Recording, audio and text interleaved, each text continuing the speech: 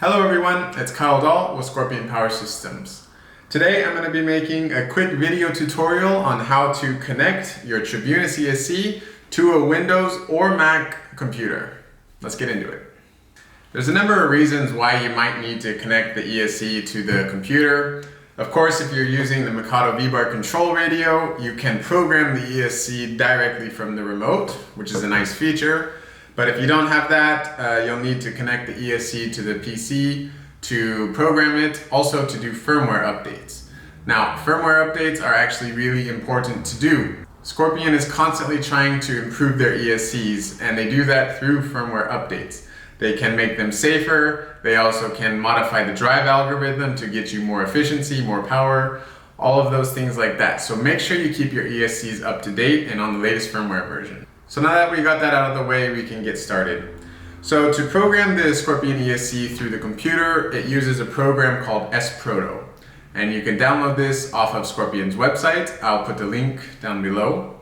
Normally this is just a Windows only program, but I told you that also we'll be doing it on a Mac. Now I'm going to explain this first to you guys. So if you have a Windows, you can skip ahead, but if you want to do this with a Mac, I'm going to explain how. To do this on the Mac, we're going to use a program on the Mac that's called Parallels. And this is a separate program which it's like an emulator. It allows you to run Windows operating system on your Mac computer. So you can go on, I'll put the link down below, it's just parallels.com, and you can download it. You can either buy it or you can do a 14-day free trial. So if you want to try it out, just get that free trial, it works great. It's a super easy program to download, just follow the steps and everything should go okay for you. Using your Windows PC or your Mac that's now running Parallels, we can go ahead and start downloading the SProto software, which is what we'll actually use to program the ESC. Super easy to do. The first thing you want to do is go to scorpionsystem.com. The link will be down below. Go to Support, Downloads, and then you'll have many options to choose from here. Under the Program section, there's 4 options to choose from, and you need to make sure you download the right one. On a side note, if you've downloaded a Tribunus programmer before in the past, it might not be the right one anymore. So make sure you get the latest version. The old Tribunus programmer will not work with the new Tribunus ESCs or the new Tribunus ESC firmwares. So the one that you're going to want to get is this very top one, Scorpion SProto program for Tribunus and Club Race and Mini Z ESCs. That's the one that you'll use to program pretty much any Tribunus ESC, also some of the car ESCs and stuff like that. Go ahead and click on this link. It'll give you the option to open or save. I always click save. The program will download and then you can click view downloads and then go ahead and open up this zip file and uncompress it. Just double click and let the program do its business. Since the SProto app is not downloaded directly from the Microsoft App Store, when you try to uncompress this file, it's going to pop up a warning that says, do you want to allow this app from an unknown publisher to make changes to your device? This is just a protection on your computer's part. Just go ahead and hit yes. One other side note, I have seen before on some brand new computers that are running Windows 10, they come pre-installed with something called S mode, which is like safe mode, which will not allow any apps outside of the Microsoft Store to be downloaded. So if your computer is kind of having problems not running the app, go ahead and check if you're still in S mode, and if not, you'll need to go in and turn off S mode before you can continue. I'll leave a separate link on how to do that down below. So now that we have the SProto app downloaded and open, the next thing that we need to do is log in. So you'll see when it comes up, it'll say unregistered. Go ahead and then just click on login. It will take you to this screen where if you've made a Scorpion account already before, you can go ahead and use that username and password to log in. If not, just go ahead and click on register. In register, you can go ahead and set a username, your email, what language you want the program to run in, and then also make a password. After you do this, it will go ahead and ask you for a code. This code will be sent via the email address that you put. It's just a verification process. So go ahead and check your email at this point. Make sure you also check the spam. And sometimes this code can take a little while to come. So it might be Normally it comes instantly, but it might take an hour or so in some cases. So if you don't see it right away, don't fret, just keep checking and come back a little bit later. Once you have the code, you can go ahead and copy it in and then just hit continue, and then the program, it'll load and then it'll open up.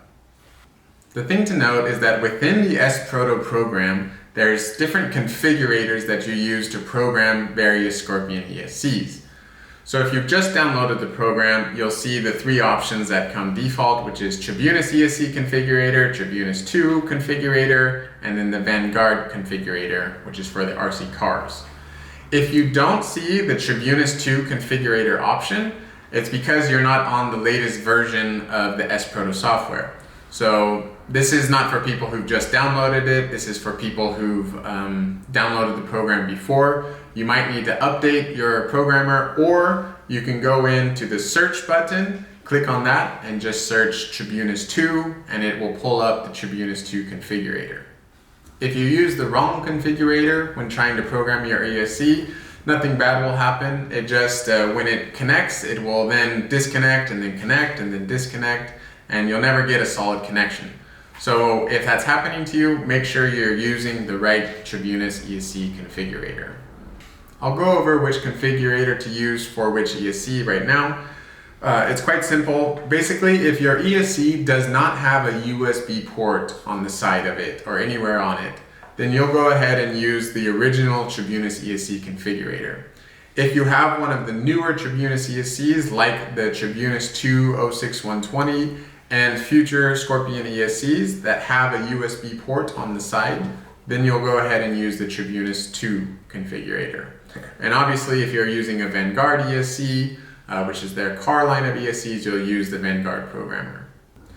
Now that you know which configurator to be using, we can go ahead and launch the configurator. So just click on which one you want and then hit the play button in the top right corner, or you can just double tap on the one that you want and it will launch it. At this point, we need to hook up our ESC to our computer. So a couple notes about this. If you're using an ESC which uses the configurator 1 version, so an ESC that does not have a USB port on the side, then you will need to use this Scorpion VLink II cable. Scorpion has a VLink I cable, which was for their old line of ESCs. This will not work with the Tribunus ESCs, so make sure you have the version 2 VLink cable. The second thing that you'll need is this diode adapter. This is a special cable that comes with every Tribunus ESC, and it plugs in between the VLink II cable and your ESC. Now this cable is here for a reason. It will protect your computer. If you don't use this, you can damage the USB ports of your PC. So make sure to use this cable. Don't think that you can just use a male-to-male adapter to bypass this. Don't do that. Go ahead and use this cable for sure. If you're using the setup with the VLink II cable and the diode adapter, you will have to connect power to the ESC in order for it to connect to your computer. If you're using one of the newer Scorpion Tribunus ESCs, which has the USB port on the side and uses the Tribunus II configurator, then there's a second option. If you're using a USB cable, you can bypass the VLink II cable and the diode cable completely. You can plug directly from your computer into the ESC. Also in this way, the USB provides the power to the ESC, so you will not need to connect a battery if you're programming through the USB cable. So those are your options when it comes to cabling.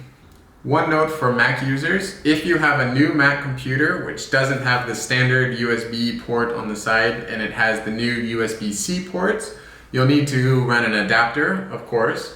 But I bought one of these dongle type adapters which has multiple USB ports, SD card ports, and everything that just plugs into one cable. It works great for everything else, but for some reason it doesn't work for this. So what I use is just one of these single USB, standard USB to USB adapters, and this works much better for me. So we have the SProto program launched and we have our specific configurator open.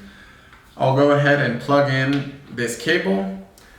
Since I'm using the parallels, it's going to pop up this message that asks me if I want to connect the USB to the Mac side or the Windows side. Go ahead, and if you're using the parallels option, use the Windows 10. If you're just on Windows, you won't have to do that step. So at this point, we can apply power to the ESC. You do not have to have a motor plugged in order to program the ESC. In fact, it can be a good idea actually to unplug your motor just to be safe. At this point, you can just hit connect. All of the ESC information will fill out, and you'll see I have a notification on the bottom right saying that I have a new firmware available. So I'll need to make sure I update that later.